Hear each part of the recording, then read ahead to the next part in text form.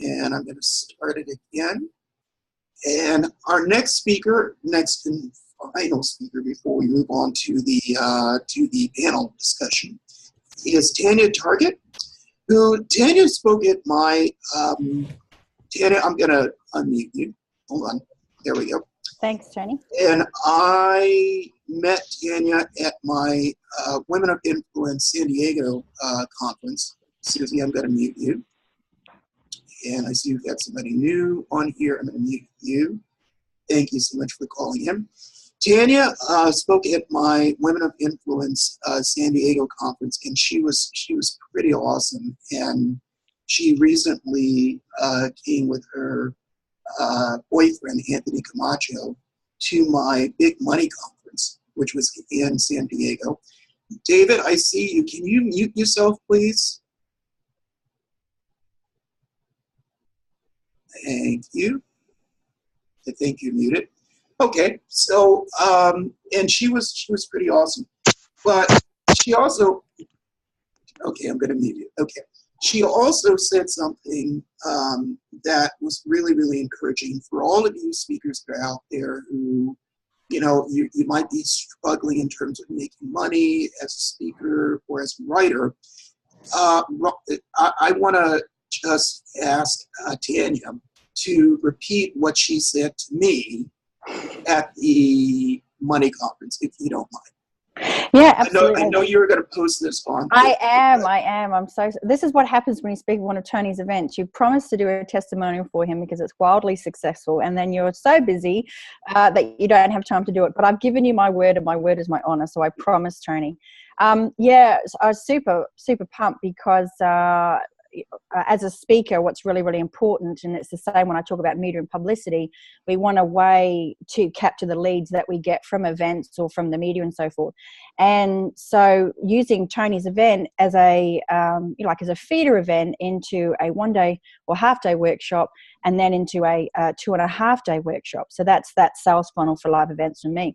And speaking at Tony's event, it was a feeder event into a half-day workshop, and I held that first feeder event 2 weeks ago, and turned, I can't even think of the cost of what it cost me, Tony, to join you, but I more than made my money back because I generated over $12,500 in sales directly from speaking as an expert at Tony's event in San Diego, which is freaking off the charts. Yep. So I just want to say a huge thank you, Tony. I'm a huge fan of what you do. And guys, it's all about, we all have the same opportunities. We all speak at the same events. It's just making sure that sales funnel's lined up, making sure that that offer lines up with the avatar who's in the audience, and then having a crushing offer that they just cannot refuse to make it a no-brainer. And Tony provides us the platform to do that, and I'm incredibly thankful. So thank you, Tony. Absolutely. And I appreciate you saying that because, speakers will, this is just a side note, speakers will say, oh, I speak at this event and I don't make any money and that sort of thing. But here's the key, and I tell speakers this all the time, because I do 8 to 10 speaking engagements a month every month. Not all of them are mine. It's usually half and half. But part of what you have to do is you have to strategize. You have to figure out, okay, I'm going to be speaking at XYZ event. Number one, pepper the room with people you want to do business with. Number two, you have to make an offer that everybody is going to be, well, not everybody, but a good chunk of the room is going to be interested in, and you have to make it an easy yes for them, and you can't, you have to put yourself in a position where people get to know you. If they know you, they will more than likely do business with you. So, the next time you have a speaking opportunity, and as writers, we all should be out there speaking because that's how we sell more books. But the next time you get another speaking opportunity, strategize. Figure out how you're going to generate revenue. Whether it's, I want more speaking opportunities, or I want more opportunities to sell more books, whatever it is. Figure out how you're going to do that, and then just sort of make it happen, and yeah, it was really amazing. When I heard her talk on publicity, and I'm really excited to hear it again, people were really excited. I saw the reaction that people had after your talk. They were just blown away. So with that in mind, I'm going to turn it over to you. Well, no pressure now. I'm going to mute myself. I'm going to take myself off camera. You have a half an hour. Teach us what you know, and Okay. take it away. Guys, so excited to be here and so excited to be particularly talking about how to generate free publicity for your book. So I'm just going to touch on a couple of things. Tony was talking about that as authors that we or you should all be speaking at events, and I cannot endorse that enough. You absolutely should be speaking at events, but the key there, of course, is to have some kind of freebie that you're going to be giving to your guests, so that who are going to be listening to you, so you can start to build your list and you can also start to convert with them. Now, what are you going to be speaking about? Because what you could be speaking about is what you could also be generating publicity about. And here's the cool thing about publicity: when you start to get your name, featured, or your face featured somewhere, you can start to put on your website as seen on or in logos. And the really cool thing about having those media logos is it helps you jump the queue of being a speaker. And it also helps with things like sponsorship as well. And we just heard before with the previous speaker about the power of your story. And that's what I want to talk to you about today: the power of your personal story and the story behind your book. So, for instance, I was involved with helping a veterinarian with his book launch. And the story that we actually pitched, the story that we gave to the media, there was only, in the media release that we sent them, there was literally 25 words out of the whole 425 word media release that we sent them. So a little bit of juicy content there for you, was actually related to the book. Everything else was a backstory. So what I want to talk to you about today is how to get free media and publicity, what they want, and what actually that you should be getting ready to give to them. And then, of course, with your permission, a little bit later, I'm going to tell you about how you can learn some more of this and join me in a webinar. So I've got that for you as well. So first, to get started, let me ask you, with your book that you currently have now, if you are finishing your book, that is okay too, because, and I want you to get your pens ready, and if you're typing on the computer screen, that's cool, but don't accidentally leave this webinar or this Zoom conference. But I want you to write down pre-event media, event media, and post-event media. And what that relates to is media before your book is finished, media and publicity when your book is launched, and then media and publicity after your book has been launched. What is everybody saying? What are the reviews? And I want you to think of this. If you're going, well, what is she going on about, this pre-event, this event, this post-event media? I want you to think about the movies. So just to date this talk, we had Black Panther that came out. Now, there was a lot of hype about Black Panther before it hit the movie screens. Now, that's not just related to Black Panther because it's a particularly awesome movie.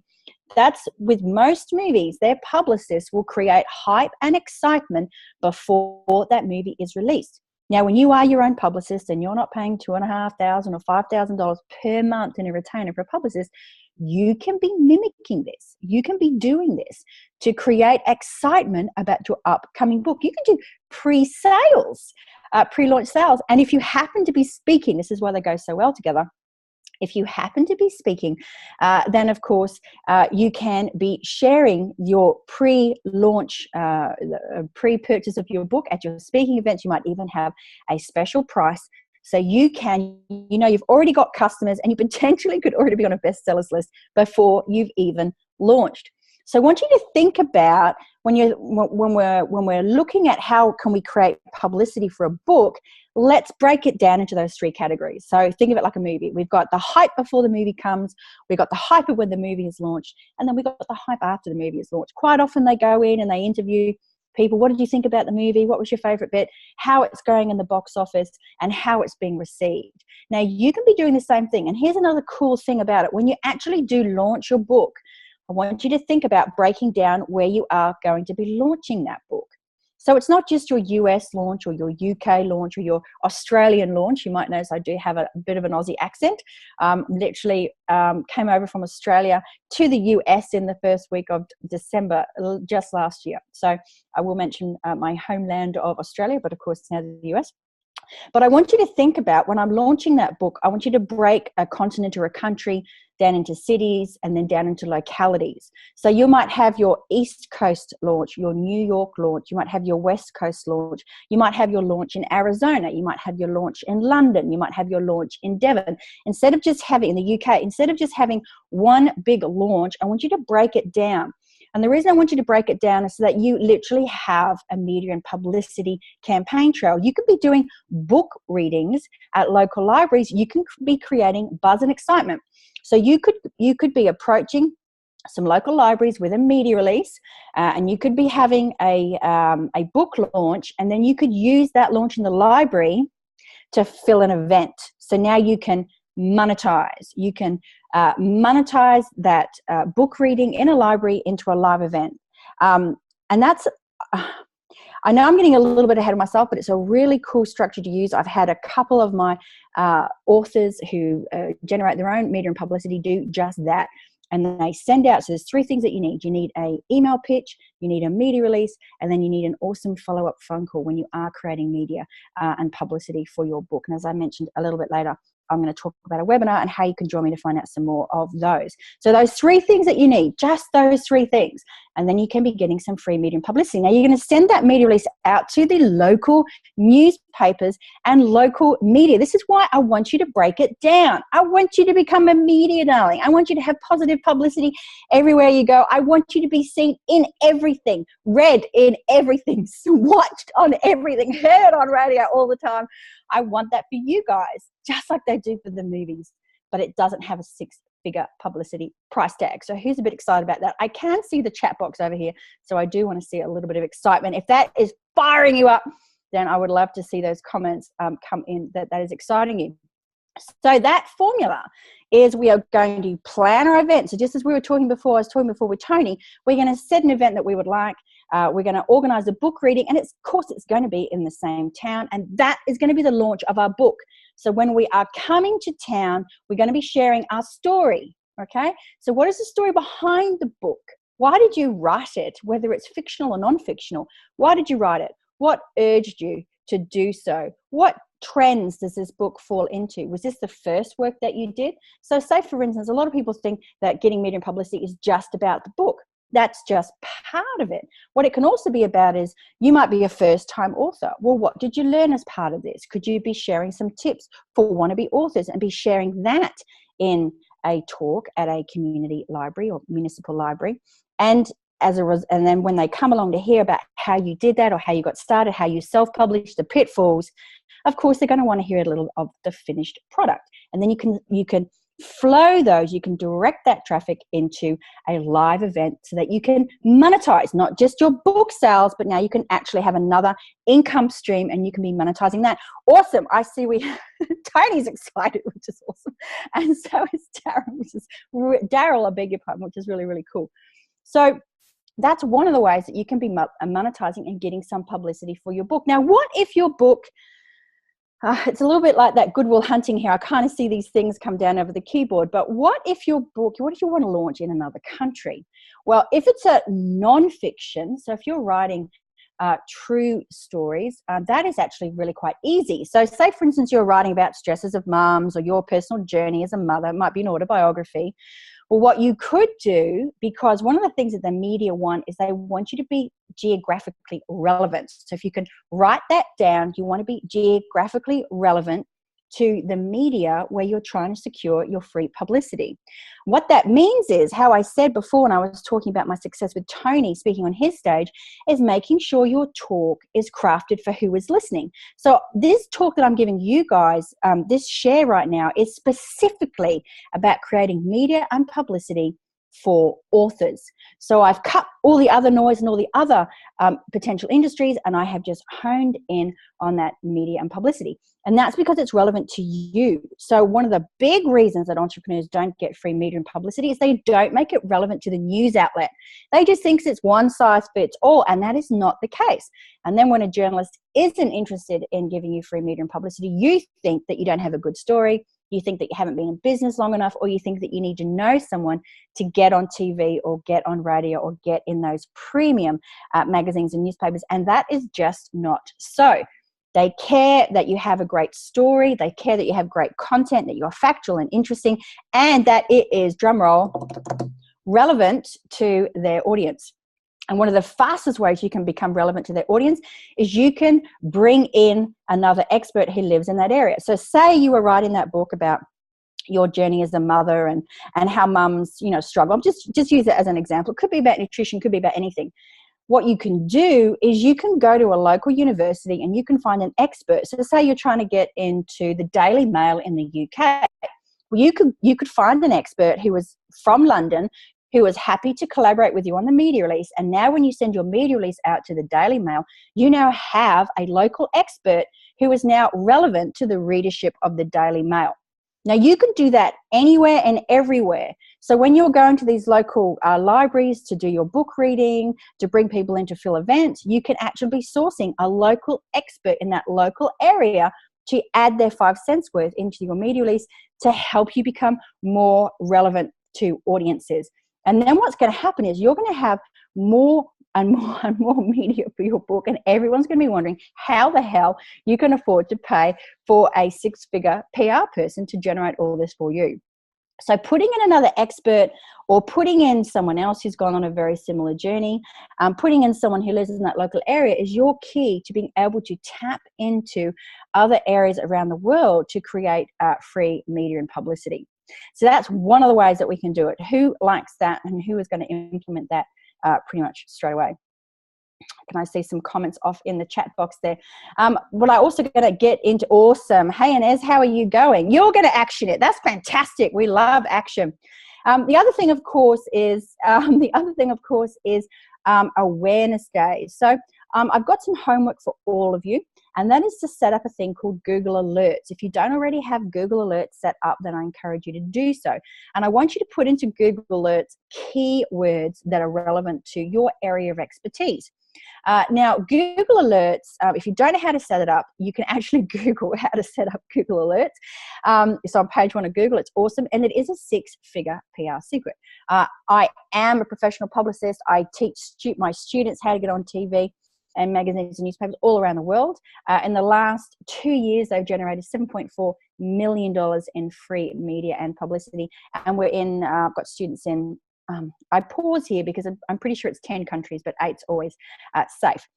So when I share the Google Alerts, I am sharing real 6-figure PR secrets. I also do have a boutique selection of business owners that I work with, and I do their PR privately for them. And one of the first things we do is we set up Google Alerts. That's why I'm sharing it with you. And you can this is an organic search. So what I want you to do is if you've got a launch coming up or there's something coming up, you can actually put in a Google Alert for now. And then in 4 weeks or 6 weeks, you can put in a new Google Alert. So just because you set it up once doesn't mean that you're locked in. Have a bit of a play with it. And then put a reminder in your calendar that in 6 months' time, you should review Google Alerts. Do it at least twice a year, every 6 months. Now, what else could you be doing? What do we want those Google Alerts for? Well, we're going to do something called newsjacking, which means that we're going to be gate crashing someone else's 15 seconds of fame. And what that means is that that's a speaker faux pas number 1. I'm so sorry about that, Tony. So what we're going to be doing is when things drop into our inbox and they are relevant to our area of expertise or our personal journey.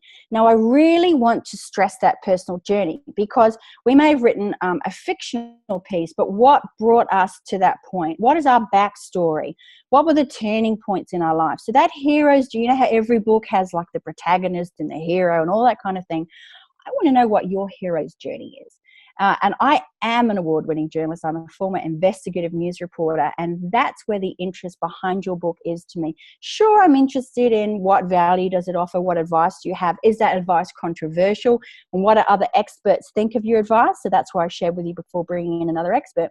But I also want to know about your personal journey and your personal story. So I encourage you to embrace and harness the fact that your personal story that you could be sharing, that you do share in your book or you would be sharing from stage, you can also be using to get free media and publicity.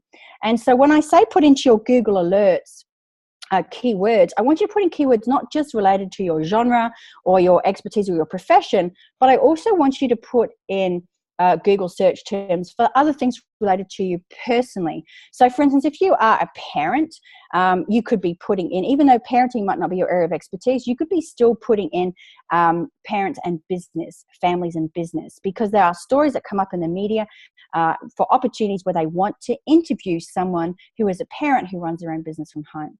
Now, here's the cool thing. When they interview you as a parent who runs their business from home, guess what they have to mention? What business are you running from home? So you end up getting free media and publicity. Well, I wrote my book from home. Well, how long did it take you? Is that book now finished? Where can people get that book? So when you set up these Google alerts, you're going to start to see that there's all these free media and publicity opportunities out there for you that you can be partaking in. Here's the other cool thing. But wait, there's more. Google Alerts gives you so much more than just media opportunities, because it's going to help you find your go-to reporter. Because on the article, there's going to be the name of the reporter. Now, sometimes it just says staff reporter. Sometimes it actually might be a freelance journalist, but that's okay. You can touch base with them and see whom else they write for and what other things they might be interested in. And then sometimes, of course, it is the actual journalist's name. And then you now have the name of the person that you need to reach out to, where if you want to newsjack, if you want to gate crash someone else's 15 seconds of fame, if you want to add something to the conversation right now, or if you want to add something to the conversation a little bit later. So that overcomes the obstacle of, I don't know who to contact. Well, set up Google Alerts, because that's going to help you. Now, you can, of course, yes, Daryl's got an excellent point here. They often have their Twitter handles there, and LinkedIn, they do. And then, of course, there is Harrow, help a reporter out, and also a hashtag on Twitter. They often have media call out, help media. So there's all kinds of opportunities for you on social media to be making contact. Do bear in mind when trying to pitch, as we say, I hate that term, it's an industry jargon term, but when you are pitching on social media, it's not necessarily a good thing, because I might see it and I might pinch it for someone else. Now, I wouldn't do that to you if I know you, but if I don't know you, I might pinch your idea. And I share that with you so you never do it. So do it in direct messaging if you want to. I personally never direct message a journalist. I always go through their work email address. And I do that because a lot of journalists, some journalists are happy for you to Twitter direct message or LinkedIn direct message, and some of them get really annoyed. So I prefer to err on the side of caution, and I always approach them via their work email address first. How do you get that? Well, quite often you can get it from Twitter. You quite often can get it from LinkedIn. You quite often can also get it from that article, because when you click their name, it comes up sometimes with their email address, and sometimes it's just listed as well. So there's all kinds of ways where you can get a journalist's contact details. The biggest stumbling block is, which journalist do you want? And that's what's really important. When you create those Google alerts, you're going to know which journalist you want. So then it's just a matter of getting their contact details, and it's really not that hard. So I want you to set up those Google alerts, because that's going to be very, very powerful for you. But the other thing I want you to do is I want you to have a look in Wikipedia or in Google what awareness days, months, or weeks there are for you as an author and for you in the profession that you are in. So, for instance, there's always a book week. Sometimes there's a book month. There may also be a genre. There can be a nonfiction or a fantasy week. I want you to identify what awareness days, weeks, and months that are coming up in the next 12 months. Just print out a blank A4. You can go to Google and you can go monthly printable calendar 2018, print it out. And when you go through and you Google and you find all the days that are relevant to your genre as well as you individually. So Mother's Day, mums who write, mums who are published authors. Father's Day, stay-home dads who write. You know, there are all these different opportunities that are a little bit left of field. So it's not just about book week or book month, but what could I be tapping into as a woman or a man, as a father, as a mother, as a business owner, as a health enthusiast, as an entrepreneur? Perhaps this book, it comes off the back of a pivotal health challenge. And if it does, I'm super excited for you, please, because overcoming adversity in health is very powerful, and it allows you to tap into another awareness day. So if you just fought breast cancer or you've gone through the other end of a behavioral disorder with your children or your partner or whatever. This gives you expertise in that, and you could be gate crashing and newsjacking those awareness weeks that are symbiotic to your book. So on first glance, you might go, oh, they're not relevant to me. But as you start to understand what the journalists you're interested in, now it does become relevant to you. And what's really important here is we don't just want to be in the media once or twice.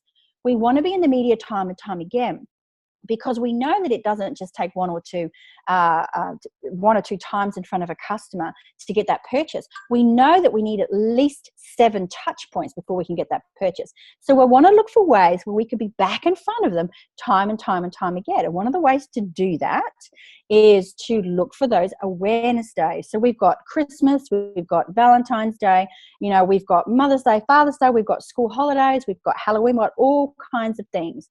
Now, what about you positioning yourself as an expert author, helping others get started? So, for instance, say that you have a child in your home, or as a result of your book writing process, you've uncovered a really creative, helpful way to either write a book when you might be dyslexic, you have a learning disability, or your child was so inspired that you took them through the process. What you could be doing is you could be sharing that story. Now, I know that I work with many people who have dyslexia, and as a journalist, I would find that very interesting. What are the challenges of a dyslexic author? Do you start from the back and move your way forward? I mean, I know that's a very bad joke, but I'm a journalist, I went there. But I would make that joke if I was on radio. I'd say, joining us in the studio today, we have Tony Wilkins. Tony, you are a dyslexic author, and I am just going to go there. I'm going to make a terrible joke. It's a mum joke. I hope you don't mind, but does a dyslexic author start from the back of the book and work their way forward? And then we will just have fun with that, okay? So your learning style, your writing style, how long it took you to write this book, where you had to go to write this book. So you might even want to be sharing a story about, 14 years for 140 pages might be your media release that you're sharing. So are you starting to see that it is not just a case of my book that I have? It's what was the process of that book? What did you have to overcome? Did you learn new time management techniques? What advice do you have for parents who are trying to write that book? What advice do you have for parents of multiple, like twins, multiple births? Because all these different demographics have all these different challenges. And so you could be tapping into those. You could be providing advice for teens to get started with their books. You could be providing advice, if you're thinking about writing a children's book, here's how to find an animator. So there's all kinds of things that you could be doing. How to come up with, if it's actually going to be on a bookstore like Barnes and Nobles, that spine is so important, that, that's standing out on that bookshelf. How did you get yours to do that? What expertise could you be sharing? Could you be sharing that with a magazine like Forbes and Entrepreneur, and having done all the legwork to be a published author? Now you're going to share how you perhaps positioned to be bestseller in Barnes and Noble, how you even got into Barnes and Noble. Did you crowdsource that title? And here's how you go about it. Here's when to use Fiverr. Here's not when to use Fiverr. Here's what's safe to put out to your database to get them help with. So there's all these different opportunities, again, that are about the book, but they're not. And so when a reporter is sharing the story about, okay, well, how do you get in Barnes and Noble? What's your top tip to get into Barnes and Noble?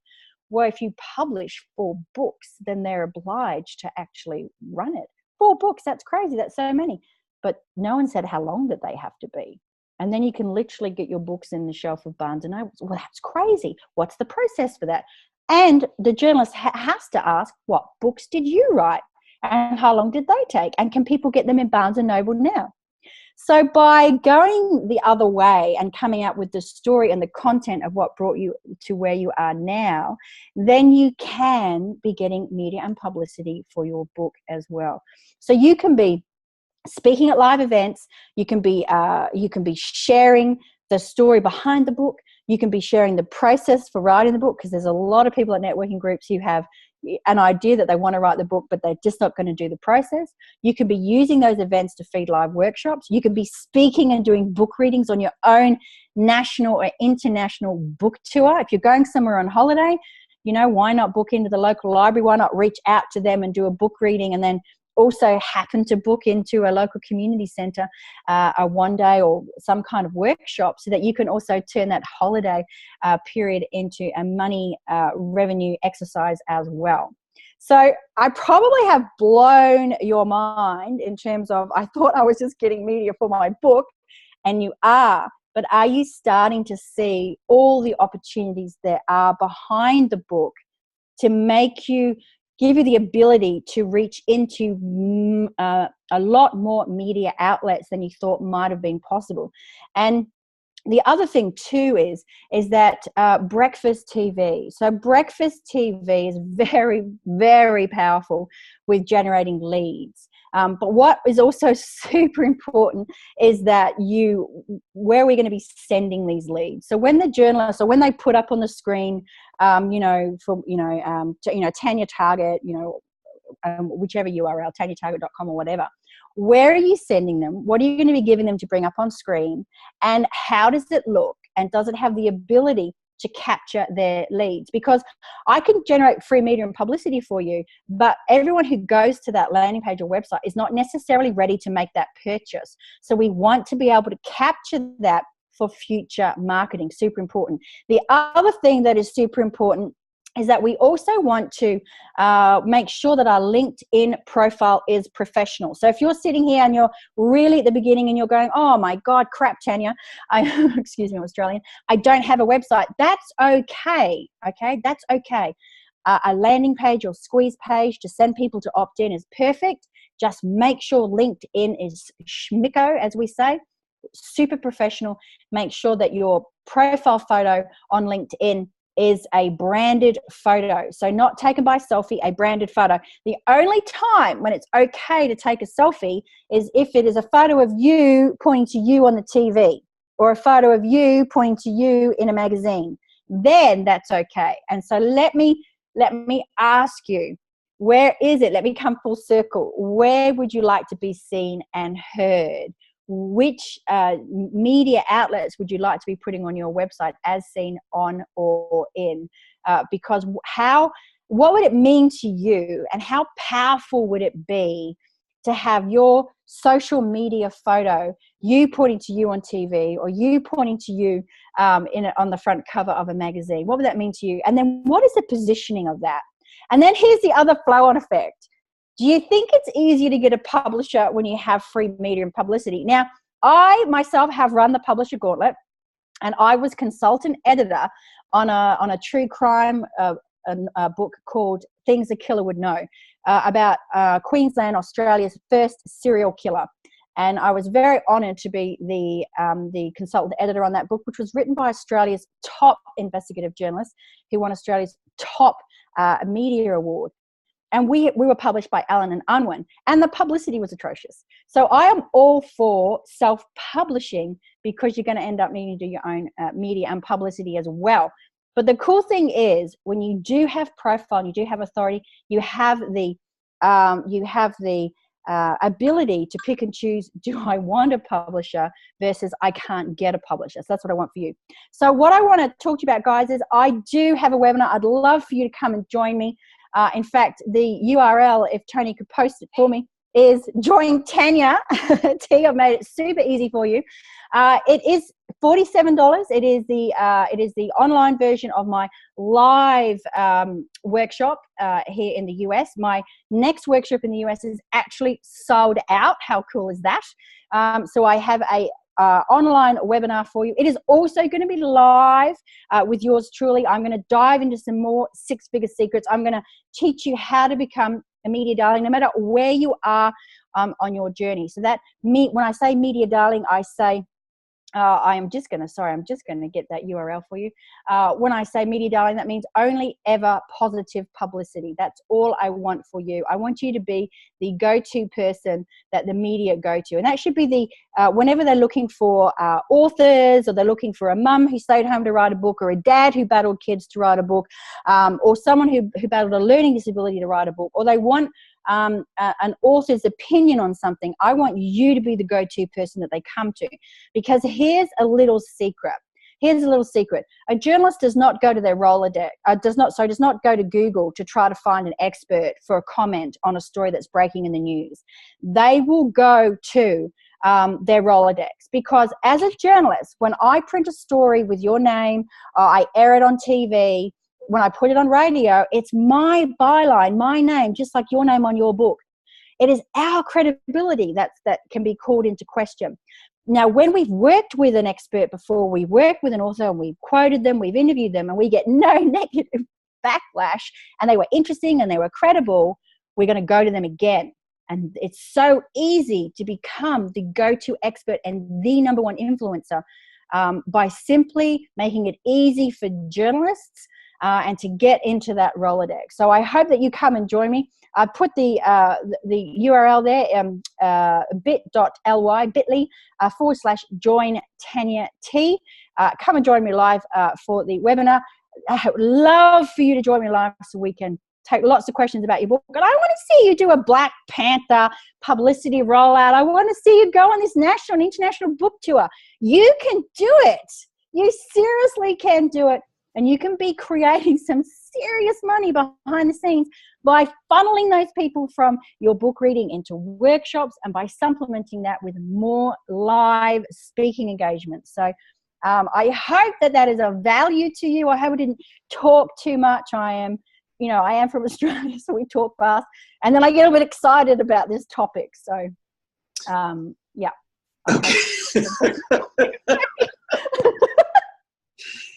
Yeah. It was a lot, wasn't it? But I was like, when you asked me to speak about publicity, I'm like, not enough people talk about book publicity. I've got a completely different take on it. Let me just help everybody. Oh my God. I think, so a couple of things. Number one, I think you have some definite fans who, I'm reading a lot of the messages and people absolutely love what you had to say. And so bravo, that was amazing as always. And it was a lot. You know what's funny? Because I always tease that, by the time I get through teaching workshop, people are overwhelmed with information and it's like too much coming at them. You just take the cake. I just did. Yeah. No, it's a good thing. It's good, yeah. Well, it's just, I want to show everyone the possibility that there is out there, and that big stumbling block is anyone interested in my story? What do I have other than this book?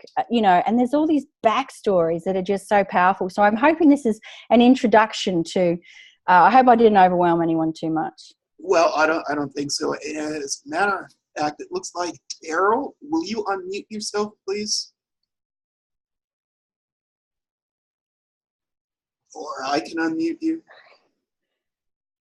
I feel for you sometimes, Tony. It's like herding cats, trying to get all those speakers on stage. And that's okay. I'm used to it, and I like it. So, Daryl, are you there? He was there a minute ago. Okay. I think he had something he wanted to say. Listen, anyone have any questions or any comments that they want to make while we have Tanya here? Please unmute yourself. Tanya, this is Rhonda. I saw you at Women of Influence and hung out with you. Yes. Hey, gorgeous girl. How are you? You are a rock star. I kept thinking about man, Tanya is just laughing and having a good time, and that's what's so cool is that I just felt like this drum roll, like dun dun dun, all these possibilities, and you give insight on how to capture so many of the stories that are important. So I loved it. Oh, thank you, Rhonda. Thank you. That's pretty amazing. Anyone else? Tanya, this is Inez, and you gave so much information. I've been writing. My fingers are hurting. Well, I have another little tip for you, Inez. I'm imagining Tony may or may not. Tony, are you going to make this recording available? Oh yeah, as soon as I upload it, I'll be posting it to all of these speakers' Facebook pages. just send it to the YouTube transcript service for $25 and get it all transcribed. That's what Oh, Jesus. That's a great idea. That is a very good idea. I shall do, because I'm telling you, girl, you gave a lot of information, a lot of great information, especially when you're moving from local to global. So thank you. You're very welcome. And that is the real key. We want you to be in anything and everything. And you are literally everywhere, and you're planting these seeds all around the country and then internationally. And before you know it, everyone's talking about, you got this massive momentum, and you can use it to generate the book sales. But there's this, if you've got this other machine in the back, it can be a license to print money. So I'm very excited for that. And you all are starting. I love that license to print money. You're making me U.S. government now. What I was going to say is that you all are starting to get sort of an idea of the type of speakers that we have at the Women of Influence, not just the Women of Influence conferences that I produce, but really all of the events that I produce. One of the things that I really insist upon is that you come with a lot of useful information, and that's the reason why you hear me say teach what you know, because it's really about educating the audience and really leaving them with something that they can really enact right now. And so I love the fact that Tanya's here. Rhonda, who spoke at the Women of Influence conference, I mean, was just amazing. And if I could mention on that, Tony, like when I first chatted to Tony, I loved when he said to me, invite, key people that you want there in that room, that you want to do business with. And I did that. And here's a funny thing. They were coming. A few did come, but the two key people couldn't come. And then they wanted to make it up to me. And then as a result of being able to promote the talk at Key Women of Influence, by them seeing that I was speaking on someone else's stage, by them seeing the sizzle reel, they then booked me to speak at their event. So yeah. So even though what I love about it, and I had this viewpoint going in, I knew that even if I didn't sell one ticket into my workshop, Tony's event was going to make me money, because I knew that other event organizers would see it and book me, and that's exactly what happened. So that one event, although it's generated 12.5K so far, it's still counting. I would conservatively say I reckon it's going to end up at about 60K, that one event, from the other speakers booking me in. And I know, and I can say that because having sold from stage for a number of years, I know my conversion rate. So I know that if I get in front of this number of people, this many will convert. So please do heed Tony's advice. It's brilliant. No one else actually ever, even though I've been speaking from stage for about 3 years, no one ever shared that with me. And the minute Tony said it to me, I was like, that's just brilliant. Of course I'm going to do that. Why didn't I? But you know what's interesting is that I work with hundreds of speakers a year. What is interesting to me are the number of speakers that A, will not promote the events where they're going to be speaking, and B, look at me like, well, why should I promote myself? I'm like, why wouldn't you promote yourself? If you have an opportunity to get on a stage, why wouldn't you tell other people that you're going to be on that stage? I actually had one speaker who I will never book again, who went on to say, well, I'm just trying to get my own room filled, and I've got a baby, and I don't have time, and I'm like, aren't you speaking at my event?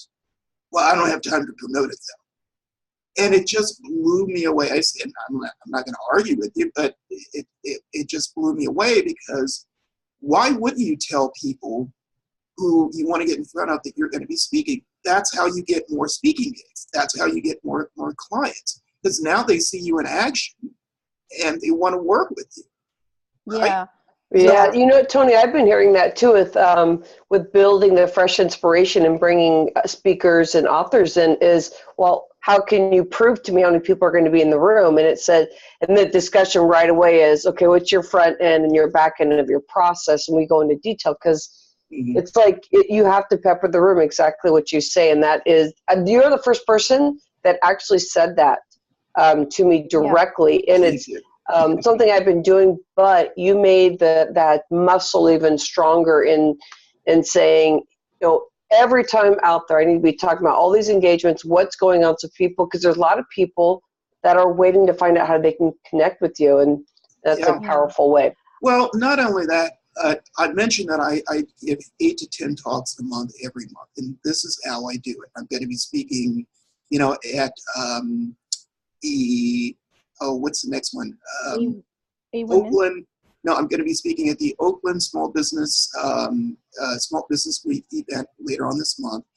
And that sort of came to be because I just reached out to the meeting planner and said, look, are you booking more speakers? I'm speaking at, you know, the San Francisco Small Business Week. And they said, oh, we've heard about you, you know, and we would like to book you. So now I'm booked to speak at that. They didn't even know, they had never even seen me, but they had heard about me, right? So the more you do that, the more you sort of piggyback off of a speaking opportunity, the more speaking engagements that you can book. So that, and if you do that, you will never have to worry about, you know, waiting for an email or the phone to ring or for one of these companies to get back to you, because you're already taking care of it. You're already getting in front of people and you're doing your thing, right? You gotta strategize. You gotta do that. That's true if you're a writer or if you're a speaker. Yeah, and I said to someone the other day, the speaker, they're speaking at someone's event, and they said to me, oh, I'm not sure. I said, how many people in the room? Oh, I don't know yet. And I said, we need to ask. Oh, they're doing all the promoting. I said, and you got to do your own promoting. As a speaker, even though like I hadn't thought about putting in the room, planting in the room, which is what I love that you shared with me, Tony, even though I hadn't thought of to plant key people in the room to be able to speak in front of their events, I had always, as a speaker, whether it was my event or not, put bums on seats. Yeah. If you, in my humble opinion, where a lot of speakers go wrong is they throw too much control out. They just wash their hands of it and leave it up to the event organizer. Now, here's the problem. If that is your feeder event, and that from that event into this event is where you make a little bit of money, but you got to get them to this event to then make that. If you don't have enough people in that room, then you're just giving away your time and you've got a hobby. So as speakers, I personally believe it is our responsibility to put people in the room at someone else's event, regardless of where the event is held. And I'll let you in on a little secret, because one of the things, and again, true if you're a writer or a speaker, one of the things that meeting planners listen to or look at is, how are you going to promote the event? In other words, part of your job is to make the meeting planner's job easier, not more difficult. That's the reason why I have my no divas rule. And so, and I'm very clear about cutting people out. I'm like, nope, because if you're a pain in the ass, I don't want to deal with you.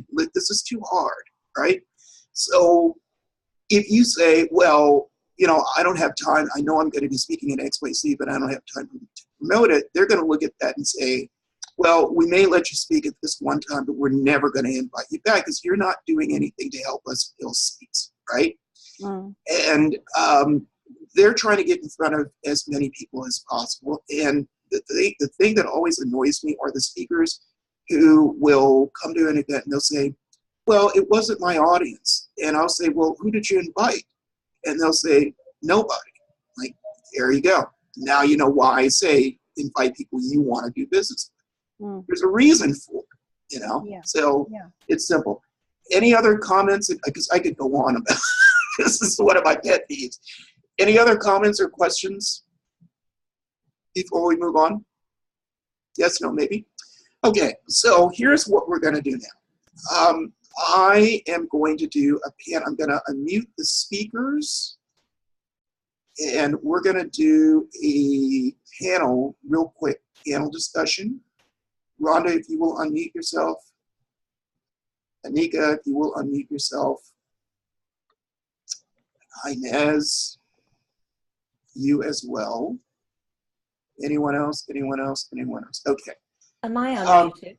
You are unmuted. And please, before you say anything else, Tony, may I just say that was awesome, Tanya. It was phenomenal. And I was killing him for not unmuting me. I was screaming into the microphone, open my like. It was so valuable. Oh, thank you. Yeah. Now you know why you got in trouble earlier, Tanya. But I just really wanted to congratulate you on it was so full of energy and vitality and enthusiasm. And my God, you know, if I was with you, I'd hug you. It was just brilliant. Oh, so much information. I loved it. Awesome. You have to let me know how you go. So here's what I'm going to do. If you do have something that you want to chime in about, please unmute yourself. You know, otherwise you can keep yourself muted. That's perfectly okay, except for the speaker, since I want to talk to you. And I'm going to